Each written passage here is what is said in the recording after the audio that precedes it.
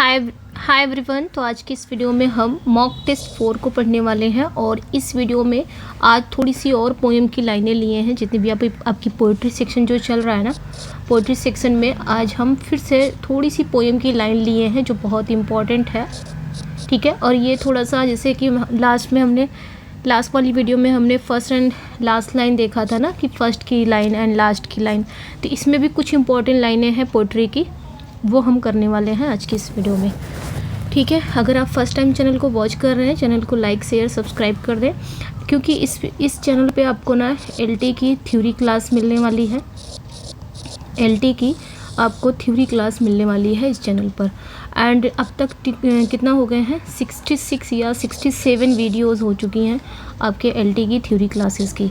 तो आप आएँ, इस चैनल को सब्सक्राइब करें एंड वहाँ पे जाके प्लेलिस्ट में या कोर्सेज में जाके वहाँ पे टोटल आपको ना 80 वीडियोज़ वहाँ पे शो करेगी, जिसमें से 67 जो वीडियो है ना वो थ्योरी है, बाकी रिगार्डिंग एलटी वो आपकी टीजीटी की एलटी की प्रैक्टिस है। ठीक है, तो टोटल 67 थ्योरी क्लासेस हुई है। बाकी जो क्लासेस इसमें है ना 80 क्लास में, वो आपके प्रैक्टिस की है, वो भी एलटी की ही है। तो आप जाके वहाँ पे ज़रूर चेकआउट करिएगा। ओके, तो चैनल को लाइक शेयर सब्सक्राइब ज़रूर कर दें ताकि आपको ये बेनिफिट मिले, जो भी इस चैनल पे आपको जो भी फ्री पढ़ाया जा रहा है, स्पेशली थ्योरी। ओके, चलिए आज की इस वीडियो में हम लाइन को थोड़ा और कवर कर लेंगे। देन एक और वीडियो आएगी जिसमें हम फिगर ऑफ स्पीच को कवर करेंगे। फिगर ऑफ स्पीच में जैसे कि कौन सी लाइनों में पोएट ने कौन सा फिगर ऑफ स्पीच यूज़ किया, तो वो इम्पॉर्टेंट एक और इसका सेशन आएगा, उसमें हम देखेंगे। देन उसके बाद हम ड्रामा में जाएंगे। ड्रामा के जैसे मैंने पोइट्री का कराया था वैसे मैं ड्रामा का भी कराऊंगी। सो स्टार्ट करते हैं सेशन को। फर्स्ट क्वेश्चन है आज की क्लास का। एक चीज़ और बताना चाहूँगी कि 5000 प्लस MCQs तैयार किया है, जो आपके LT के लिए ही है। ये 5000 MCQs, ठीक है। ये जो 5000 MCQs है ये PDF है एंड ये PDF ना प्रिंटेबल है। ये PDF प्रिंटेबल है एंड इसमें ना 447 पेजेस हैं। जितना आप क्वेश्चन करते हैं सारे का जवाब दे रही हूँ। तो 5000 प्लस MCQs हैं। ये MCQs आपको ना टॉपिक वाइज मिल जाएंगी। टॉपिक वाइज MCQs हैं और हर टॉपिक के बाद उसकी आंसर की है। ठीक है, तो ये ध्यान रखना है। इसमें एक चीज़ ध्यान रखना कि ये जो PDF है ना आपको 249 में मिल जाएंगी, जिसमें अगर आपको डिस्काउंट चाहिए तो हम डिस्काउंट भी दे के देते हैं। ठीक है, तो अगर आप इंटरेस्टेड हैं इस PDF मतलब इसकी PDF लेने में, टॉपिक वाइज MCQs है 5000 प्लस है, तो इस नंबर पे व्हाट्सअप कर सकते हैं 8081 848735 में।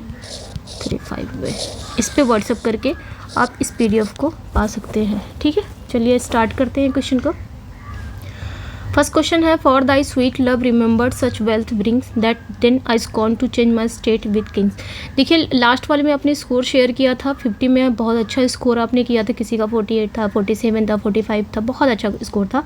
तो आज की इस वीडियो में भी आप अपना स्कोर शेयर करेंगे। एंड एक बात और कहना चाहूँगी कि जो आप तुक्का लगाते हैं, जैसे क्वेश्चन सामने आया आप उसमें श्योर हैं कि हाँ इसका आंसर, क्योंकि आपने थ्योरी पढ़ रखी है, तो थ्योरी जब पढ़े रहेंगे तो दिमाग में चीज़ें रहेंगी। क्वेश्चन आया आप तुरंत जानेंगे कि हाँ ये फलाने वर्क का है, ये फला पोएम की है, तो वहाँ पे आप श्योर हो के जब आंसर लगाते हो ना, तो वो आपका कॉन्सेप्ट क्लियर होता है। जब आप तुक्का मार के आंसर लगाते हो तो वो कॉन्सेप्ट क्लियर नहीं रहता। तो तुक्का वाला, अगर आप किसी भी क्वेश्चन में तुक्का लगा रहे हैं तो तुक्का वाला मत काउंट करिए। ठीक है, जब आप ना 50 क्वेश्चन में अगर आप किसी क्वेश्चन पे तुक्का लगा रहे हैं या किसी हिंट से पता चल रहा है, जैसे मैं एक्सप्लेन भी कर देती हूँ, तो आप हिंट लगा के आंसर कर दे रहे हैं, तो उसका इस 50 क्वेश्चन में अपना स्कोर मत शेयर करिए, मतलब अपना स्कोर मत काउंट करिएगा। अपना स्कोर कैसे काउंट आप करेंगे कि 50 क्वेश्चन में जिसमें आप श्योर हो, ना कहीं हिंट है ना कोई तुक्का है। आपने क्वेश्चन देखा, तुरंत आपको समझ में आया ये किस प्लेस से है, मैंने पढ़ा है, इसका एक्सप्लेनेशन मेरे दिमाग में है एंड ये इसका है, फलाने वर्क का है, फलाने पोएम का है। तो ये वहाँ पे आप अपना ऐसे ही नंबर काउंट करिएगा। जहाँ पे तुक्का लग गया, कोई हिंट पता चल गया, जैसे मैंने आंसर बताने से पहले मैं एक्सप्लेन कर देती, तो वहाँ पे भी होंगे कि आप मैं एक्सप्लेन कर रही हूँ तो अब भी आप आंसर लगा देंगे क्योंकि आपको हिंट मिल गया, तो उसका अपने इसमें काउंट मत करिएगा। ठीक है, समझ में आ रहा होगा ना। तो ऐसे स्कोर आप काउंट करिएगा, मतलब एकदम ऑनेस्टली जेन्युइन अपना रिव्यू दीजिएगा, जेन्युइन स्कोर दीजिएगा। जो आप तुरंत देख के श्योर हो उसका काउंट करिएगा। कहने का मतलब ये है। अब ये नहीं कि तुक्का है तो हिंट है उसको भी उसी में जोड़ दिए हैं आप और बता रहे हैं कि 50 आउट ऑफ 50, ऐसा नहीं। क्योंकि जो एग्ज़ाम आप देने जा रहे हैं वहाँ तुक्का काम नहीं आएगा, वहाँ पे श्योरिटी ही काम आएगी। जिसमें आप श्योर हो उसी पे आप लगा सकते हो, अदरवाइज़ फिर माइनस मार्किंग है, आप जानते हो, यू नो वेरी वेल। तो यहाँ पे ध्यान रखना है, ठीक है। तो बताइएगा, ये आज की भी क्वेश्चन 50 ही है और लास्ट में ज़रूर बताइएगा कि आपने कितना स्कोर किया है। For thy sweet love remembered such wealth brings that main. देखिए ये जो लाइनें हैं इस पोएम में, जो पोएट है ना वो बहुत उदास हैं, अब बहुत निराश हैं। लेकिन जब उन्हें अपनी प्रेमिका, अपनी बिलेबेड की प्यार की याद आती है तो उन्हें ये फील होता है कि वे दुनिया के सबसे अमीर इंसान हैं। उन्हें लगता है कि उनका जो प्यार है वो इतना वर्थ है, इतना कीमती है कि वो राजाओं, जो किंग की स्टेट होती है, राजाओं के साथ भी अपनी किस्मत नहीं बदलना चाहेंगे। तो ऑब्वियसली समझ में आ गया होगा ये लाइनें कहाँ की हैं। सोनेट 29 की लाइनें हैं, बीच की लाइनें हैं, ठीक है। इंपॉर्टेंट लाइनें हैं। तो कुछ और इंपॉर्टेंट, जैसे कि लास्ट वीडियो में हमने फर्स्ट एंड लास्ट देखा था, आज की इस वीडियो में हम कुछ और इंपॉर्टेंट लाइनें लेके आएंगे। इसका एक सेशन और आएगा जिसमें फिगर ऑफ स्पीच पढ़ लेंगे बस। नेक्स्ट पे आएंगे, therefore I lie with her and she with me and in our fault by lies we flattered be. ये भी बताना है कि किसकी लाइनें हैं। देखिए ये जो लाइनें हैं यहाँ पे लाई वर्ड है, इसमें फिगर ऑफ स्पीच ध्यान रखना। इसमें जो फिगर ऑफ स्पीच है एक वर्ड के दो मतलब निकल रहे हैं। लाई यहाँ पे दो मीनिंग निकाल रहा है। लाई मतलब झूठ बोलना भी होता है, लाई मतलब साथ लेटना भी होता है। तो पोएट कहते हैं मेरा जो प्यार है, मेरी जो बिलबड है वो मुझसे झूठ बोलती है या बोलता है और मैं उससे झूठ बोलती हूँ, ठीक है। जैसे पोएट जो कह रहे हैं कि जो मेरी जो बिलबड है वो मुझसे झूठ बोलती है और मैं उससे झूठ बोलता हूँ। हम दोनों एक दूसरे की कमियों को जानते हुए भी झूठ के सहारे एक दूसरे को खुश रख रहे हैं और साथ रह रहे हैं। तो लाई मतलब यहाँ पे झूठ बोलना भी हुआ, लाई मतलब लेटना भी हुआ। तो ये जो लाइनें होंगी ये कहाँ पे होंगी, सोनेट 138 की लाइनें हैं। अच्छा यहाँ पे लाई के दो मतलब है तो कौन सी फिगर ऑफ स्पीच है, पन है, ठीक है। अच्छा पन को और किस नाम से जानते हैं, ये भी एग्जाम में क्वेश्चन पूछा था, तो आप लोग मुझे कमेंट सेक्शन में बताएंगे कि पन को और किस नाम से जाना जाता है। नेक्स्ट पे आएंगे, we can die by it if not live by love and if unfit for tombs and hearse. देखिए मेरे एक्सप्लेन करने से पहले देखिए यहाँ पे क्या होता है कि अगर आप श्योर रहते हैं, आपका कॉन्सेप्ट क्लियर रहता है, तो आप लाइन देखते ही, कुछ लाइनें होती हैं जो हमको याद हो जाती हैं। मैं ये नहीं कहूँगी पूरी पोएम की लाइनें किसी को भी नहीं याद होंगी, लेकिन कुछ लाइनें होती हैं जो पढ़ाते पढ़ाते या पढ़ते पढ़ते याद हो जाती हैं, और या तो हम उस पर हिंट लगा देते हैं कि हाँ ये फलाना जो वर्ड आया था ये इस पोएम का है, वहाँ पे हम एक की वर्ड देख के पहचान जाते हैं, ठीक है। तो यहाँ पे ध्यान रखना, जैसे मैं एक्सप्लेन करती हूँ उसके पहले ही आंसर दे दीजिए तो ज़्यादा सही रहेगा। We can die by it if not live by love and if unfit for tombs and hearse. तो यहाँ पे पोएट जो है ना वो अपनी बिलबेड से कहते हैं, ठीक है, अपनी बिलबेड से वो कह रहे हैं कि अगर दुनिया हमें, चलिए बताना है यहाँ पे। तो यहाँ पे जो पोएट है ना वो अपनी प्रेमिका से कहते हैं कि अगर दुनिया हमें प्यार के साथ जीने नहीं देगी, if can die by it if not live by love, अगर जो दुनिया है वो हमें प्यार के साथ जीने दे देगी तो हम प्यार के लिए तो मर सकते हैं। We can die by it, हम इसके लिए मर सकते हैं। अगर हमारे मरने पर भी बड़ी कब्रें या मकबरे भी नहीं बने, अगर हमारे मरने पर बड़ी कब्र, बड़े टूम या मकबरे भी नहीं बने, तो हम कहाँ दिखेंगे, तो हम तो कविताओं में, पोइट्रीज़ में हमेशा अमर रहेंगे और प्यार के क्या कहलाएंगे, सेंट कहलाएंगे, संत कहलाएंगे। मतलब हम मर भी जाएंगे, दुनिया हमें प्यार के साथ जीने नहीं देगी तो हम तो मर सकते हैं, भले ही हमारे मरने के बाद कब्रें नहीं बने, हमारे लिए मकबरा नहीं बना, टूम नहीं बना, लेकिन हम पोइट्रीज़ में हमेशा अमर रहेंगे। क्योंकि जब जब रीडर हमें पढ़ेगा, जब जब रीडर पोइट्री उठाएगा हमें ज़रूर पढ़ेगा और उनके पढ़ने से हम हमेशा अमर रहेंगे। जैसे आज शेक्सपियर की जो पोएम है, शेक्सपियर के प्ले सारे अमर हैं। तो ये जो लाइनें हैं ये दी कैनोनाइजेशन की लाइनें हैं। नेक्स्ट पे आएंगे, doth God exact day labour light denied I fondly ask. ये तो ईजी है, सबको पता चल गया। और ये लाइनें ना उस टाइम की है जब पोएट पूरी तरह से ब्लाइंड हो गए थे और वो गॉड से कंप्लेन करते हुए पूछते हैं कि क्या गॉड, क्या ईश्वर उनसे भी दिन भर की मेहनत कराना चाहता है, लिखने का काम कराना चाहता है, जिनकी आंखों की रोशनी छीन ली गई है। तो ऑन इज ब्लाइंडनेस की लाइन है। नेक्स्ट पे आएंगे, नेक्स्ट वन पे आएंगे, dove like starts brooding on a vast abyss and madest it pregnant. ये बताना है ये लाइनें कहाँ की हैं, यूलिसिस की हैं, पैराडाइज लॉस्ट की हैं, द वेस्टलैंड की हैं, सेलिंग टू बाइजेंटियम की हैं। बताना है यहाँ पे डब लाइक सैटिस्ट, ठीक है, brooding on the vast abyss and madest it pregnant. इसका मैं एक्सप्लेन भी नहीं करूँगी। क्यों नहीं करूँगी? क्योंकि एक्सप्लेन करूँगी तो आप जान जाते हैं, ठीक है। तो बताना है यहाँ पे यूलिसिस की लाइन है कि पैराडाइज लॉस्ट की लाइन है कि वेस्टलैंड की लाइन है कि सेलिंग टू बाइजेंटियम की लाइन है। तो ध्यान रखना है ये आपके पैराडाइज लॉस्ट की लाइन है, और ये जो 1 से ले के ना 26 लाइन है ना, उसी की है ये लाइन है, डब लाइक स्टेट, ये ध्यान रखना, ठीक है। नेक्स्ट वन पे आएंगे, O spirit that dost prefer before all temples the upright heart and pure. ये भी बताना है कि कहाँ की लाइनें हैं। The second coming again paradise lost है, क्रोअलाइट है, प्रोस्पाइस है। O spirit that dost prefer before all temples the upright heart and pure, ये कहाँ की लाइनें हैं? ओ स्पिरिट, यहाँ पे वो बुला रहे हैं, स्पिरिट को क्या कर रहे हैं? बुला रहे हैं। O spirit that dost prefer before all temple the upright heart and pure. तो अगेन ये पैराडाइज लॉस्ट की लाइन है, वही 26 की लाइन है, ठीक है। जितना मतलब जितना आपके एलटी में सिलेबस दिया हुआ है पैराडाइज लॉस्ट का, तो ये सारी लाइनें ध्यान रखनी है। नेक्स्ट वन पे आएंगे, अगली जो लाइनें हैं इसको भी देख लीजिए आप लोग, यहाँ पे भी देख लीजिए आप लोग, लिखा क्या है, नोलू एरम बेलिंडा। बेलिंडा से आपको ऐसे ही समझ में आ गया होगा, खैर यहाँ पे ऑप्शन भी मिला है। तो नोलू एरम बेलिंडा, फिर है टू ओस वायोलारे कैपिलोस सेट जुवत हॉक प्रीबस, ठीक है, प्रीबस मी ट्रिब्यूस है, ठीक है, ट्विस। ये जो वर्ड है ना ये लैटिन है, ठीक है, ये लैटिन है, और ये आपके रेप ऑफ द लॉक में है, लेकिन बताना है कैंटो सेकंड में है, कैंटो फर्स्ट में है, कैंटो 5 में या हाई नहीं है, ये भी बताना है, ठीक है।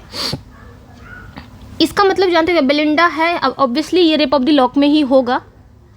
इसका मतलब ये हुआ नेलोरम बेलिंडा, ठीक है, नोलू एरम बेलिंडा टू ओस वायोलारे कैपिलोस सेट जुवत हॉक प्रीबस मी ट्रिब्यूसे ट्विस। इसका मतलब ये हुआ कि बेलिंडा, मैं तुम्हारे बालों को नुकसान नहीं पहुंचाना चाहता, लेकिन मुझे खुशी है, मैंने इसे तुम्हारी जो प्रार्थनाएं हैं प्रार्थनाओं के लिए दे दिया है। तो ये लाइन अलेक्जेंडर पॉप के rape of the lock canto first की लाइन है, शुरुआत में ही आपको ये मिल जाएगा, ठीक है, जो लैटिन में है। और ये लाइन ना रोमन पोएटिक मार्टियल का एपिग्राम का मतलब एडेप्टेशन है, ये ध्यान रखना, ठीक है। नेक्स्ट पे आएंगे, शुरुआत में ही मिल जाएगा एपिग्राफ के रूप में, आई थिंक। नेक्स्ट वन पे आएंगे, fair tresses man's imperial race and snare and beauty draws us with a single hair. इसका भी बताना है आपने कहाँ की लाइन है भैया। रेप ऑफ द लॉक है, सी वॉक्स इन ब्यूटी है, ओडन एग्रेशन है, माई लास्ट टचेस है, ठीक है। आज बोलने का मन नहीं कर रहा है, थोड़ी सी तबीयत ठीक नहीं लग रही है, इसलिए मैं समझा नहीं पाऊँगी उतना।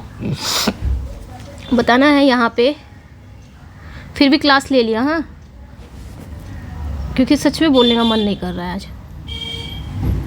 क्लास लेना ज़रूरी है, क्योंकि एग्ज़ाम, अब आज से आपका एग्ज़ाम क्या है, 1 मंथ ही रह गया है, 18। आज आपको अगर टाइम मिलेगा ना तो मैं आपको बता दूँगी एक वीडियो बना के कि अब 1 महीने में आपको क्या क्या पढ़ना है, किस पे ज़्यादा फोकस करना है, क्या चीज़ें आपने पढ़नी है। देखिए ये जो लाइनें हैं ना, मैं इसको समझा दे रही हूँ।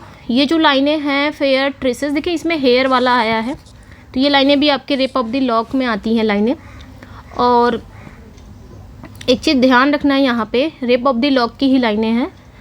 यहाँ पे जो फेयर ट्रेसेस हैं, पोएट कहते हैं कि जो सुंदर बाल हैं वो इंसानों को अपने जाल में फंसा लेते हैं, ठीक है।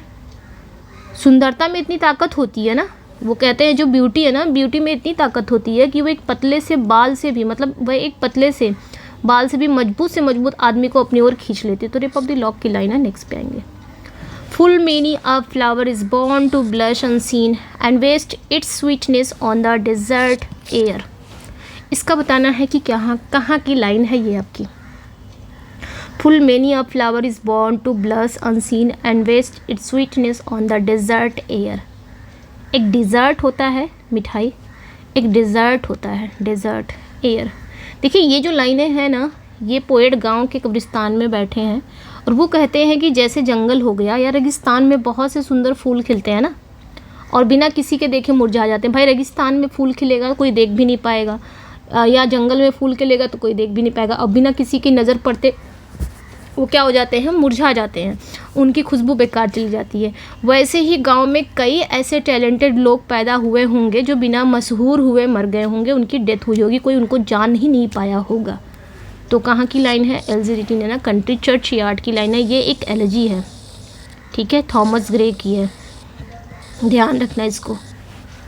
अभी हम लाइनों पे चल रहे हैं। नेक्स्ट पे आएंगे, some mute inglorious Milton here my here may rest some Cromwell guiltless of his country's blood.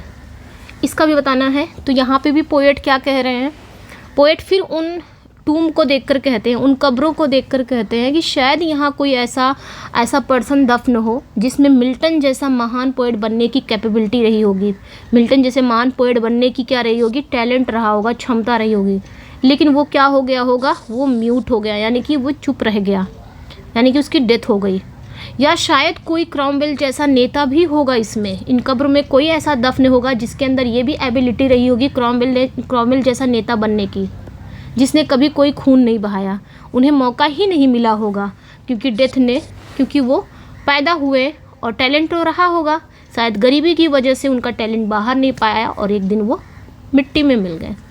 तो ये भी लाइनें आपके एल्जी रिटिना कंट्री चर्च। एक चीज़ ध्यान रखना, ये लाइनों के जस्ट नीचे लाइनें हैं।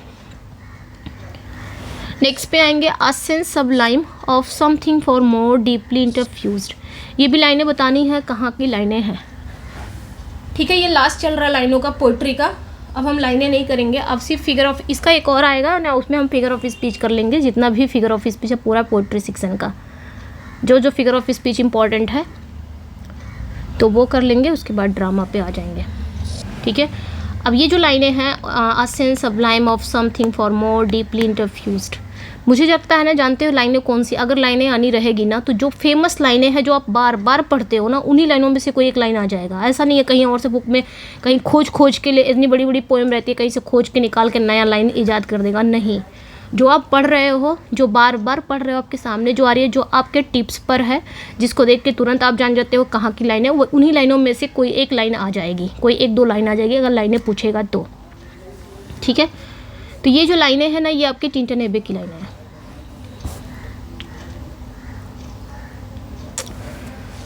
ये आपकी लाइनें कहाँ की है, ये टिंटन एबे की लाइनें हैं। एंड एक चीज़ ध्यान रखना, इसमें ना जो पोएट हैं, वर्ड्सवर्थ हैं, वो नेचर को देखते हैं तो उन्हें सिर्फ पेड़ पौधे नहीं दिखते, उन्हें फील होता है कि नेचर के कड़ में एक कोई डिवाइन पावर, कोई डिवाइन स्पिरिट या गॉड है जो हर चीज़ को आपस में जोड़ने का काम करता है। नेक्स्ट पे आएंगे, and I have felt a present that disturbs me with joy of elevated thought a sense Sublime. अब ये भी बताना है, देखिए यहाँ से एक चीज़ ध्यान रखना, ये जो लाइन है यहाँ से स्टार्ट हुई है, and I have felt present that disturbs me with joy of elevated thoughts a sense sublime, यहाँ तक a sense sublime of something far more deeply interfuse. तो अब समझ में आ गया होगा, ये भी टिंटन एबी की ही लाइनें हैं, जो कि एलिवेटेड थॉट वाली ना काफ़ी इंपॉर्टेंट है आपके टीजीटी के लिए भी। अच्छा हाँ, टीजीटी के तो अध्यक्ष हो गए ना अपॉइंट, प्रशांत कुमार जी, तो अब टीजीटी की डेट भी आ सकती है, अब उस पर भी फोकस आप लोगों को करना है। Little we see in nature that is ours, we have given our hearts away sordid boon. तो ये the world is too much with us की लाइन है, टाइम नहीं लगाते हैं। नेक्स्ट पे आएंगे, drive my dead thought over the universe like withered leaves to quicken a new birth. ये कौन सी कहाँ की लाइन है, तो ये भी लाइन है आपके, मतलब यहाँ पे क्या कह रहे हैं, मेरे जो ड्राइड थॉट्स हैं, मतलब मैं अपने जीवन के दुखों से बहुत परेशान हूँ, नहीं सॉरी, ये ड्राइड थॉट्स ये हमने कर लिया था ना, withered leaves the quicken new birth, यानी कि पोएट यहाँ पे वेस्टविन से रिक्वेस्ट कर रहे हैं। वे कहते हैं जैसे जो लीव्स हैं, यानी कि जो हवा है ना, वो सूखे पत्तों को उड़ा ले जाती है, वैसे मेरे पुराने एंड मुरझाए हुए थॉट को पूरी दुनिया में फैला दो। हवा से कह रहे हैं, जैसे तुम सूखे पत्तों को उड़ा ले जाती हो ना जब तुम चलती हो, वैसे ही तुम क्या करो ना, मेरे जो डेड थॉट्स हैं, मेरे मुरझाए हुए मरे हुए जो थॉट्स हैं, पुराने थॉट्स हैं, उनको भी पूरी दुनिया में फैला दो, ताकि इंसानों में नई चेतना और न्यू बर्थ हो सके। तो ode to the west wind की लाइन है, I fall upon the thorns of life, I bleed a heavy weight of hours has chained and bowed. तो यहाँ पे भी पोएट अपने जीवन के दुखों से बहुत परेशान है। वो कहते हैं मैं अपने जीवन के कांटों पर गिर गया हूँ और मुझे खून बह रहा है, यानी कि मैं बहुत दर्द में हूँ। ये जो टाइम है ना, टाइम के भारी बोझ ने मुझे जंजीरों से जकड़ लिया है। जो ज़िंदगी है, रिस्पॉन्सिबिलिटी है, दुख तकलीफ़, अब मैं झुक गया हूँ। जबकि मैं हवा की तरह आज़ाद होना चाहता हूँ, मैं इन सब से बंधनों से मुक्त होना चाहता हूँ। तो ये पी.बी. शैली ओ टू द बेस्टफ्रेंड से कहते हैं। नेक्स्ट पे आएंगे, we look before and after and pine for what is not. बताना है ये कहाँ की लाइनें हैं। We look before and after and pine for what is not, ode an aggression on to skylight Dover beach, या फिर आपके वॉन्ट्स की लाइन है। तो यहाँ पे भी जो पोएट है ना, वो एक बर्ड की तुलना इंसान से करते हैं। वो कहते हैं ना कि हम इंसान कभी भी प्रेजेंट में खुश नहीं रहते। और ये बात सच भी है। हम कभी प्रेजेंट में खुश रहते हैं क्या? या तो हम अपने बीते हुए कल को पकड़ के रोएंगे। बीता हुआ कल यानी कि इन्होंने बिफोर कहा है, यानी कि पास्ट को। या तो हम अपने बीते हुए कल, अपने पास्ट को याद करते हैं, या फिर आफ्टर यहाँ पे इन्होंने फ्यूचर को कहा है। आफ्टर इन्होंने यहाँ पे फ्यूचर को कहा है और बिफोर इन्होंने पास्ट को कहा है। या तो हम अपने आने वाले कल, फ्यूचर की चिंता करते हैं। हम हमेशा उस चीज़ के लिए रोते हैं जिसको हम पा नहीं सकते, जो हमारे पास नहीं है चीज़ें। तो ये लाइनें टू स्काईलार की लाइन है। इससे अच्छा तो बेटर तो वो पक्षी है जो हमेशा खुश रहता है। Our sweetest song are those that tell of saddest thought. ये भी लाइनें आपकी कहाँ पे आती हैं? तो ये लाइनें आपकी कुछ लाइनें रिपीट हो गई हैं, आई थिंक टू स्काईलार की लाइनें हैं। ठीक है, देखिए ये इतनी इंपॉर्टेंट लाइन है। आप भी जानते हो, मैं भी जानती हूँ, हर कोई जानता है जो भी तैयारी करने वाला है। हर किसी को बताइए लाइनें कहाँ की हैं और किस पोएट की है, किस पोएम में है, हर कोई और ये अगर आनी रहेगी तो इसी टाइप की लाइनें, जो आप ऐसे गिनी चुनी कुछ लाइनें हैं जो इंपॉर्टेंट है, एग्जाम में आई भी हैं, बार बार आती हैं, और आनी रहेगी तो इसी में से आ जाएगी। Thou silent form dost tease us out of thought as doth eternity। लेकिन हम लोग क्या है, हम लोग अपना लगाते रहते हैं, चलो और लाइनें करा दें, क्या पता कि आ जाए और भी लाइनें हैं तो कहीं से भी पूछ लेगा। खैर तैयारी हमारा करना है, ठीक है। Thou silent form dost tease us out of thought as doth eternity। तो ये लाइनें भी ध्यान रखना है। कहाँ की लाइनें हैं? तो यहाँ पे ध्यान रखना, ये लाइनें ना जो कीट्स हैं वो अपने उस ग्रेशियन अर्न से बात कर रहे हैं। वो कह रहे हैं कि तुम क्या हो, साइलेंट फॉर्म में हो, तुम तो एकदम शांत हो, लेकिन तुम्हें देखकर हमारा दिमाग जो है ना वो एकदम शून्य हो गया है और मैं सोच में पड़ जाता हूँ और सोच में पड़ जाते हैं। जैसे इटर्निटी के बारे में सोचकर तुम्हारी सुंदरता हमारी समझ से क्या है, परे है। तुम तो कभी ख़राब भी नहीं हो रहे हो। Heard melodies are sweet but those unheard are sweeter. तो ये भी लाइनें आपकी कहाँ पे आती है, ओडन एग्रेशन अर्न की आती है। नेक्स्ट पे आएंगे, I saw pale kings and princes too pale warrior death pale were they all. तो ये बताना है ये लाइनें कहाँ पे आती हैं। I saw pale kings and princes too pale warrior death pale were they all.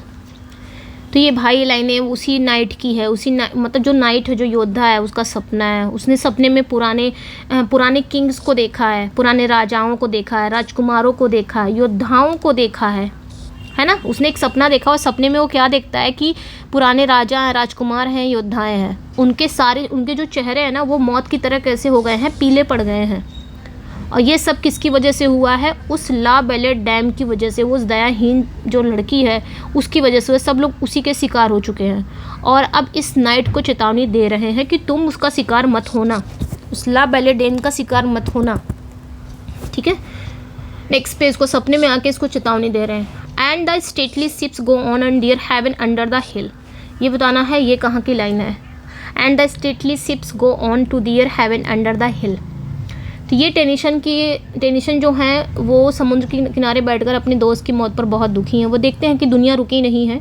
बड़े बड़े जो जहाज़ हैं वो अपनी मंजिल की तरफ जा रहे हैं, मतलब सब कुछ नॉर्मल है, लेकिन पोएट का जो मन है वो अशांत है, दुखी है। तो ब्रेक की लाइन है, ठीक है। नेक्स्ट पे आएंगे, I am a part of all that I have met yet all experience is an arch where throw.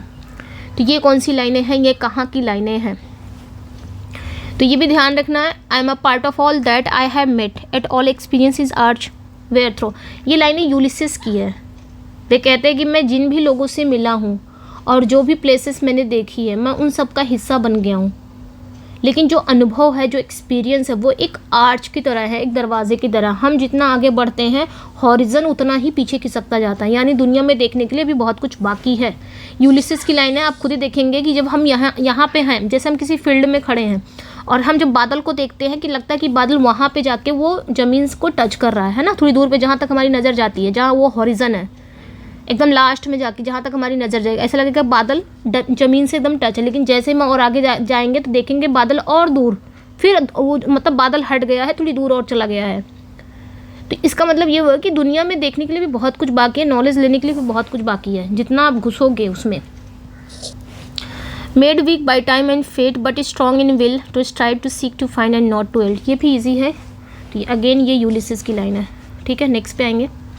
C had a heart how shall I say too soon made glad, इसका भी बताना है ये लाइनें कहाँ पे मिलेंगी। सी हैड अ हार्ट, क्या उसका भी क्या दिल था, मैं क्या ही कहूँ कि उसका क्या दिल था। टू सून मेड ग्लाड, हर किसी को देख के वो मुस्कुरा देती थी, समझ में आ गया होगा। तो यहाँ पे जो ड्यूक ऑफ फेरारा है वो अपनी मर चुकी बीवी के बारे में, पत्नी के कैरेक्टर के बारे में बता रहा है, शिकायत कर रहा है।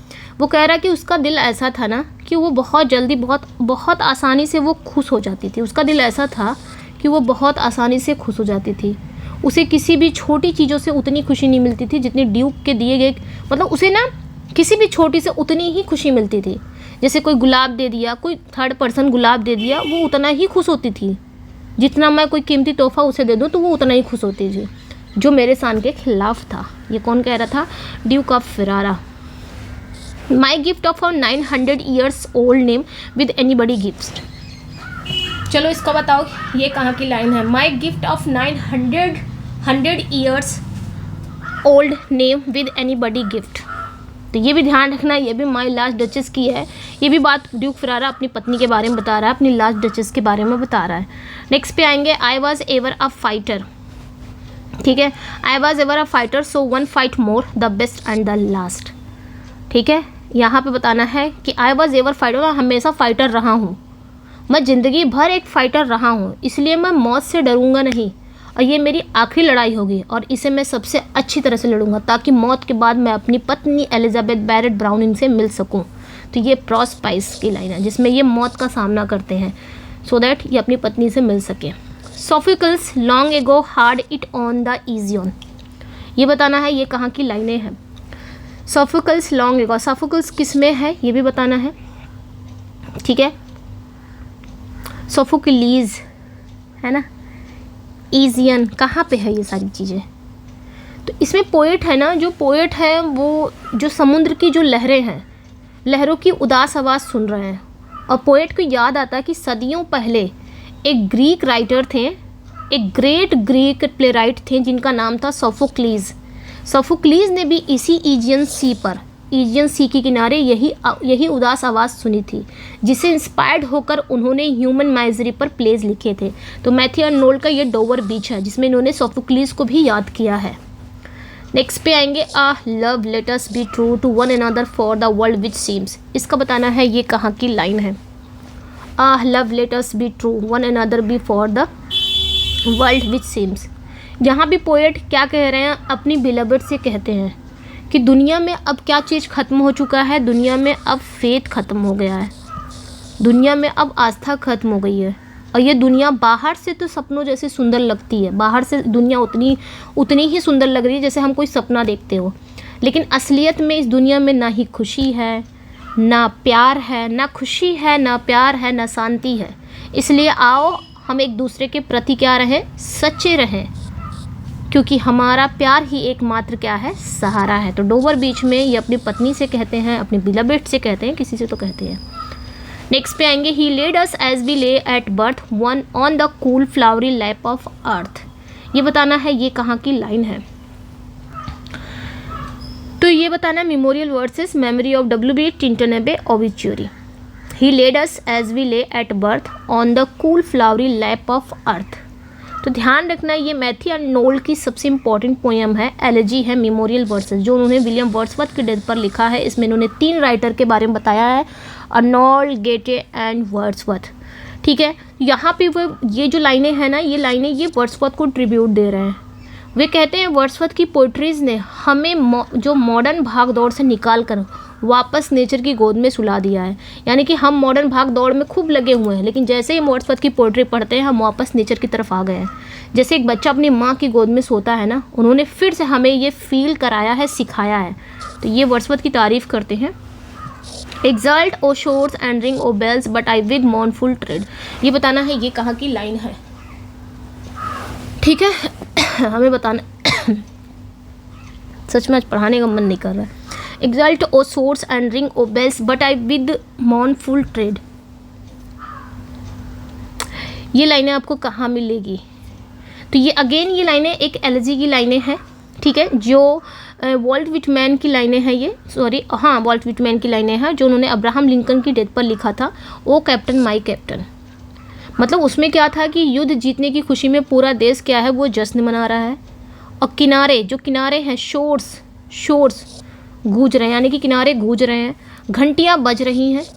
लेकिन जो विटमैन हैं वो भारी और दुख भरे कदमों से मॉर्नफुल ट्रेड के साथ चल रहे हैं, यानी कि भारी एंड दुख भरे कदमों से चल रहे हैं, क्योंकि उनका जो कैप्टन है यानी कि लिंकन वो जहाज के डेक पर मरे पड़े हैं। To comprehend a nectar requires a sorest need, इसका बताना है ये किसकी लाइन है। To comprehend a nectar requires sorest need, बताना है ये किसकी लाइनें हैं। तो इसमें एमिली डिकिंसन कहती है ना कि शहद हो या अमृत हो, चाहे शहद हो चाहे अमृत हो, लेकिन उसका असली जो टेस्ट है वही समझ सकता है जिसे इसकी सबसे ज़्यादा ज़रूरत हो, सोरेस्ट नीड हो, जिसे इसकी सबसे ज़्यादा ज़रूरत हो। यानी कि जो जीतता है उसे जीत की उतनी कद्र नहीं होती जितनी हारने वालों को होती है, ऐसा इन्होंने कहा है सक्सेस इज काउंटेड स्वीटेस्ट में, ध्यान रखना। I'd like to get away from the earth a while and then come back to it and begin over। तो ये क्या ये बताना है ये कहाँ की लाइन है, ठीक है, इसी में लाइन है ना कि earth is a perfect place for love, है ना, इसी में है ना।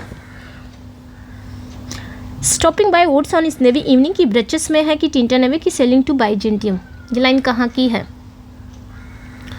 देखिए ये जो लाइनें हैं ना ये फ्रॉस्ट की दुनिया की, मतलब फ्रॉस्ट जो है ना वो दुनिया की जो जिम्मेदारी है, जो रिस्पॉन्सिबिलिटी है उनसे थक गए हैं, और वो कहते हैं मैं कुछ देर के लिए धरती से ना दूर जाना चाहता हूँ, लेकिन हमेशा के लिए नहीं, मैं वापस आकर फिर से एक नई शुरुआत करूँगा, पर प्यार करने के लिए धरती ही सबसे सही जगह है, क्योंकि प्यार करने के लिए धरती ही सबसे सही जगह है। ये ब्रीचेस की लाइन है, सबसे लास्ट में लाइनें आती हैं ये, वो कहते हैं ना कि earth is perfect place for love, last की लाइन है। But I have promises to keep and miles to go before I sleep, तो ये भी लाइनें अब की स्टॉपिंग बाय वुड्स की लाइनें हैं, लास्ट लाइनों में आती हैं, है ना। तो ये भी ध्यान रखना है। पोएट जंगल की जो ब्यूटी है उसमें खो जाना चाहते हैं, लेकिन उन्हें तभी याद आता है कि उनके पास कुछ रिस्पॉन्सिबिलिटीज़ हैं, कुछ प्रोमिसेस हैं जिन्हें पूरा करना है। तो सोने का यहाँ पे दो मतलब है, यहाँ पे भी ध्यान रखना। स्लीप यहाँ पे सोने का दो मतलब है, ये पन है। एक तो सोना वाकई में जो सोते हैं हम वो, एक तो सोना मतलब यानी मरने से पहले उन्हें अभी जीवन का लंबा सफ़र तय करना है। एक तो सोना कि सो के उठना, फिर उठ के एक नया काम करना है हमें। नेक्स्ट पे आएंगे the falcon can not hear the falconer things fall apart, ये बताना है ये कहाँ की लाइन है। The falcon can not hear the falconer things fall apart, ठीक है, बताना है हमें ये लाइनें कहाँ से ली गई हैं। देखिए ये मॉडर्न दुनिया की जो क्योस है उसको दिखाता है। जैसे कि यहाँ पे जो फॉल्कन बर्ड है, जो फॉल्कन है, फॉल्कन क्या है, एक बाज पक्षी, इतना ऊंचा उड़ गया है कि वो अपने मालिक यानी कि फॉल्कनर अपने मालिक की आवाज़ नहीं सुन पा रहा है, यानी समाज है ना वो कंट्रोल से बाहर हो गया है, और सब कुछ क्या हो गया, थिंग्स फॉल अपार्ट, सब कुछ बिखर गया है। तो सेकंड कमिंग की लाइन है, W.B. ईट्स की जो सेकंड कमिंग है ये उसी की लाइन है। एक चीज़ ध्यान रखना, ये जो थिंग्स फॉल अपार्ट है ना, ये जो थिंग्स फॉल अपार्ट है ये चिन्मय एचेबे ने यहीं से अपने वर्क की टाइटल लिया था, things fall apart, Chinua Achebe ने, ठीक है, ये ध्यान रखना। The best lack all conviction while the worst are full of passionate intensity, the best lack all conviction while the worst are full of passionate intensity, ये बताना है ये कहाँ की लाइन है।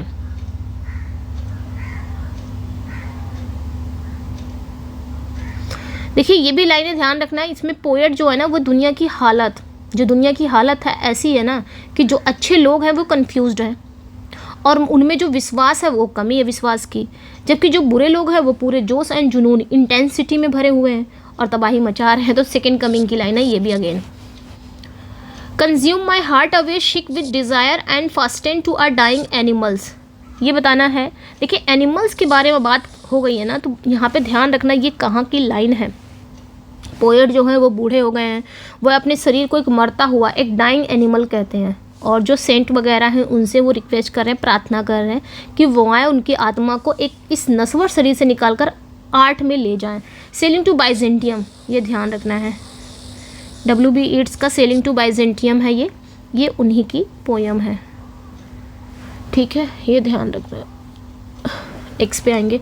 I will show you fear a handful of dust, ये कहाँ की लाइन है? तो भाई ये वेस्टलैंड की लाइन है, ये तो आ चुकी थी लाइन है ना, लास्ट टाइम हमने किया था ये।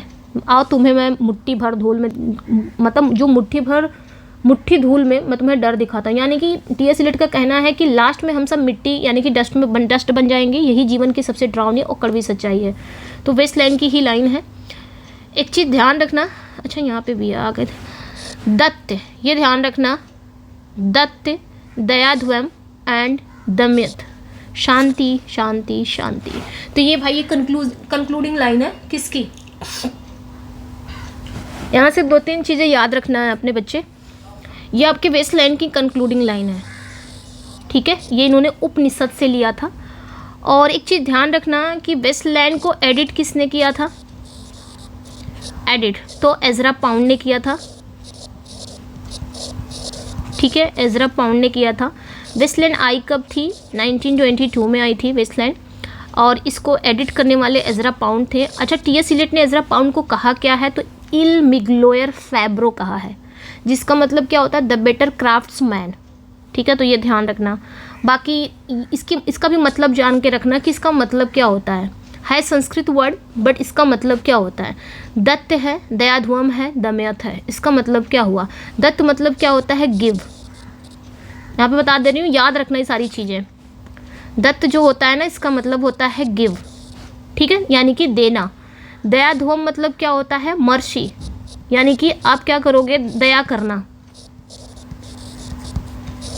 ठीक है, दया करना, ओके। और दमयंत मतलब क्या होता है? कंट्रोल, यानी कि नियंत्रण करना, ठीक है, कंट्रोल, ठीक है।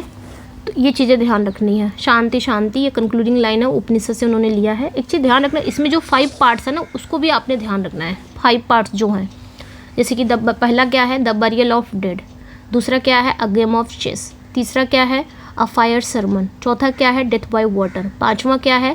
What the thunder said. तो ये पांचों भी आपने याद रखना है। 1922 में आया था, एजरा पाउंड ने एडिट किया था इनको। एजरा पाउंड को इन्होंने इल मिग्लोयर फैब्रो कहा था, जिसका मतलब क्या होता है? Which means the better craftsman, ठीक है। बाकी ये चीज़ें ध्यान रखनी है। और इसका ये मतलब, दत्त मतलब देना, दयाध्वम मतलब मर्सी दया करना, एंड दमयंत मतलब कंट्रोल यानी कि नियंत्रण करना, ठीक है। ये लास्ट में एक शांति मंत्र है जो वेस्टलैंड को बचाने का ये उपाय है। नेक्स्ट पे आएंगे। For poetry makes nothing happen, it survives in the value of its making. अभी फैक्ट में हम लोग चल नहीं रहे हैं, नहीं तो मैं फैक्ट बताती। अभी हम लोग सिर्फ पोइट्री की लाइनों में चल रहे हैं। तो यहाँ पे हमें बताना है ये जो लाइनें कहाँ मिलेंगी। For poetry makes nothing happen, it survive the value of its making. तो ये लाइनें अपने ध्यान रखना है, ये W.H. ऑडन की लाइनें हैं। और जो W.H. ऑडन अपने जो साथी हैं ईट्स की याद में कहते हैं कि पोइट्री से दुनिया में कोई भी प्रैक्टिकल जो चेंजेस हैं वो नहीं होता। मतलब पोइट्री से दुनिया में जो भी व्यवहारिक बदलाव है वो थोड़ी ना होता है। जैसे युद्ध थोड़ी ना रुक जाएगा पोइट्री से, युद्ध हो रहा है तो क्या पोइट्री लिखने से युद्ध रुक जाएगा? नहीं। लेकिन जो पोइट्री है, पोइट्री सिर्फ क्या करती है, कविता जो होती है ना वो लोगों के दिलों में एक अनुभव की तरह जीवित रहती है बस। तो in the memory of W.B. Yeats की लाइन है जिसको W.H. ऑडन ने लिखा था, जो कि एक एलिजी है, ठीक है। Beneath it all desire of oblivion runs, ये बताना है। Beneath it all desire of oblivion runs, तो ये कहाँ की लाइन है? तो ये भी ध्यान रखना, ये जो पोएट हैं लार्किन कहते हैं कि हम सामाजिक जीवन जीते हैं, काम करते हैं, कैलेंडर देखते हैं, लेकिन इन सब के नीचे हमारे मन की जो गहराई है वो सब कुछ भूल जाने या मिट जाने की एक इच्छा हमेशा दौड़ती रहती है। तो फिलिप लार्किन का वॉन्ट्स की लाइन है। नेक्स्ट पे आएंगे, crow show the hardened mountain steaming the morning. Crow की बात हो रही है इसमें। तो क्रो यानी कि कौवा, जो कौवा है ना वो दुनिया को देखता है, उसे सुबह की धुंध में ना पहाड़ ऐसे लगते हैं जैसे जानवरों का कोई हार्डेड माउंटेन्स हो, कोई झुंड हो खड़ा हो और उनके शरीर से भाप निकल रही हो। तो टेड ह्यू की ये क्रो अलाइड्स की लाइन है, टेड ह्यू की, ठीक है। He is there where the tiller is stealing the hard ground, ठीक है। He is there where the tiller is stealing the hard ground. तो ये कहाँ की लाइनें हैं? तो ये लाइनें टैगोर कहते हैं कि जो गॉड है ना वो मंदिर के अंधेरे कोने में नहीं मिलेंगे। गॉड वहाँ है जहाँ किसान कड़ी धूप में सख्त ज़मीन जोत रहा हो, जहाँ मजदूर पत्थर तोड़ रहा हो। कर्म ही पूजा है, यानी कि कर्म करो, वहाँ पे गॉड मिलेंगे। May this sins of your previous birth be burned away tonight they shed. ऐसा किसने कहा है? May the sins of your previous birth be burned away tonight they shed. यानी कि जब माँ को बिच्छू ने काट लिया तो गांव के जो अंधविश्वासी लोग थे वो आए, यानी कि अंधविश्वासी जो किसान वगैरह थे वो आए। उन्होंने कहा बिच्छू का जहर तुम्हारे पिछले जन्म के सिंस ऑफ प्रीवियस बर्थ, यानी कि तुम्हारे पिछले जन्म के पापों को जला देगा। तो ये भारतीय जो गांव के लोग हैं, इंडियन जो गांव के लोग हैं, उनके अंधविश्वास को दिखा रहा है।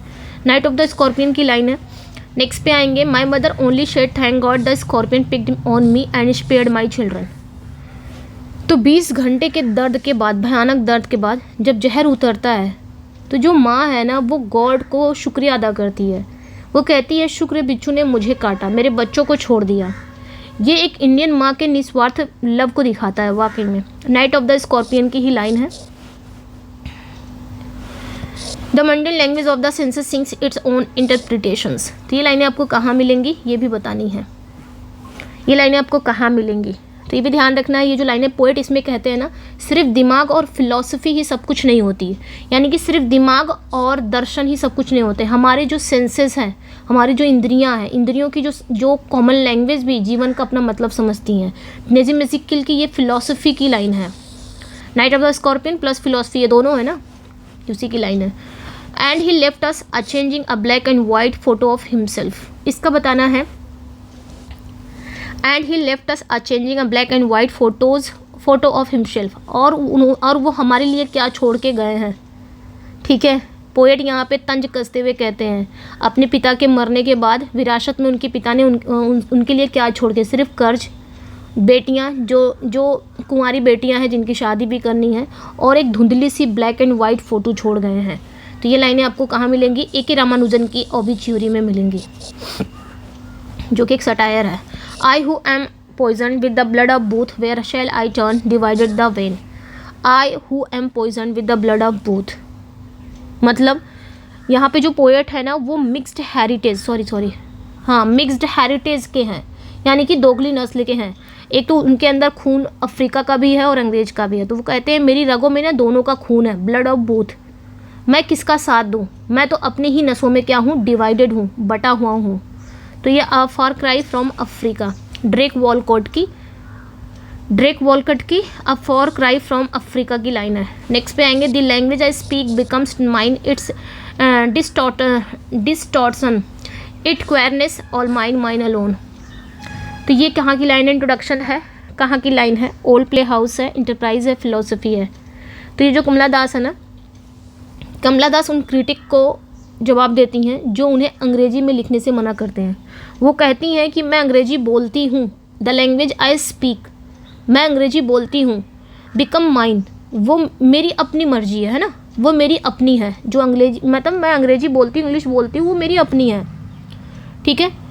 उसमें जो भी कमियाँ हैं, जो भी डिस्टॉर्शन है, यानी कि अजीबपन है, वो मेरा है और ये ईमानदार है। तो इंट्रोडक्शन की लाइन है कमला दास के। An introduction, I am sinner, I am saint and I am beloved and the betrayed. यहाँ पे भी कमला दास कहती हैं कि मैं पापी हूँ, मैं ही संत हूँ। आई एम सिनर, मैं पापी हूँ, आई एम सेंट, मैं ही संत हूँ, I am the beloved and the betrayed. और जिसे प्यार मिला वो भी मैं ही हूँ और जिसे धोखा मिला वो भी मैं हूँ। मैं खुद को हर औरत से जोड़कर देखती हूँ। ये बोलती हैं कौन? इंट्रोडक्शन में कमला दास। कि मैं ही सिनर हूँ, मैं ही पापी हूँ, मैं ही सेंट हूँ, I am the beloved and the betrayed. मैं ही वही महिला हूँ जिसे प्यार मिला, मैं ही वो महिला हूँ जिसे धोखा मिला। मैं खुद को हर औरत से जोड़कर देखती हूँ। लास्ट क्वेश्चन है कि fresh the grass upon his grave और रोथा वाई दाई लिविंग वेव। तो ये लाइनें आपको कहाँ मिलेंगी? कि फ्रेश द, इसमें देखिए रोथा नदी की बात हुई है, तो रोथा रिवर कहाँ पे मेंशन है? रोथा रिवर जहाँ पे विलियम वर्ड्सवर्थ की कब्र है, तो ये आपके कहाँ पे मिलेंगी? मेमोरियल वर्सेस में। ठीक है, keep fresh the grass upon his grave O Rotha with thy living wave. ठीक है, तुम हरी भरी रहो इनके कब्र के आसपास। ये कौन कहते हैं? मेमोरियल वर्सेस में मैथ्यू आर्नोल्ड कहते हैं, वर्ड्सवर्थ की कब्र के पास है ये रोथा, बहरे रोथा नदी के किनारे ही है उनकी कब्र। ठीक है, तो ये थी भाई 50 आपके लाइनें। कैसी लगी? कुछ एक दो रिपीट शायद हुई है ना, मैंने कुछ चेंज भी किया था। चलिए फिर मिलते हैं नेक्स्ट वीडियो में। Thank you for watching. इस पे फिगर ऑफ स्पीच की एक वीडियो आ जाएगी, उसके बाद हम वो वाला ड्रामा सेक्शन वाला करेंगे जैसे पोएट्री वाला किया था। कैसा लगा अपना फीडबैक ज़रूर दीजिएगा। मिलते हैं नेक्स्ट वीडियो में। Thank you for watching, bye bye. देखिए इसका PDF चाहिए ना, तो आप मेरे टेलीग्राम पे जुड़ जाइएगा। टेलीग्राम पे कैसे जुड़ेंगे? लिंक डिस्क्रिप्शन में है, वहाँ से जाके जुड़ जाइएगा। और 5000 प्लस MCQ अगर चाहिए तो इस नंबर पे आप व्हाट्सअप करके ले सकते हैं। अभी भी टाइम है, 1 मंथ बहुत होता है। ठीक है, एक्सक्यूज़ मत दीजिए, 1 मंथ बहुत होता है। तैयारी प्रैक्टिस के लिए तो 1 मंथ बहुत है। कितने ऐसे बच्चे हैं ना कि 1 महीने में तो वो सिलेबस भी कवर कर लेते हैं, प्रैक्टिस भी करें, उनका निकल भी जाता है। भाई डेडिकेटेड होना चाहिए, बस इंसान ठान ले तो क्या नहीं कर पाएगा, है ना। एक्सक्यूज अगर नहीं ठाना तो उसके तमाम एक्सक्यूजेज हैं उसके पास। चलिए फिर मिलते हैं नेक्स्ट वीडियो में। Thank you for watching, bye bye.